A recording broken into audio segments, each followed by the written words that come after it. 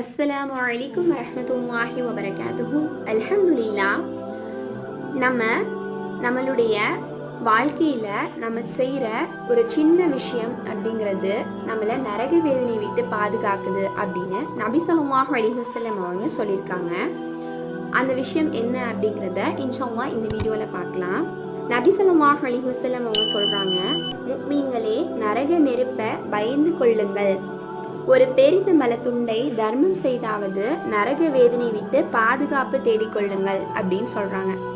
தர்மம் அப்படிங்கிறது நம்மக்கிட்ட இருக்கிற பட்சத்தில் தான் நம்மளால் தர்மம் செய்ய முடியும். அப்படிங்கும்போது அதற்கு பகரமாக ரொம்ப ஈஸியாக இன்னொரு விஷயம் சொல்லி கொடுத்துருக்காங்க. நம்ம பேசுகிற வார்த்தைகள் நல்லதாகவும் இனிமையானதாகவும் பேசுங்க.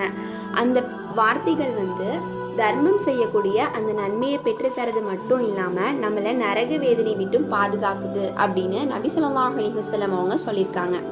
இன்னும் அல்லாஹ் தஆலா குர்ஆனில் சொல்கிறான், முஃமின்களுக்காக உம் இறக்கையை தாழ்த்துவீராக, அவர்களிடம் பணிவுடன் இருப்பீராக அப்படின்னு குர்ஆனில் சொல்லியிருக்கான்.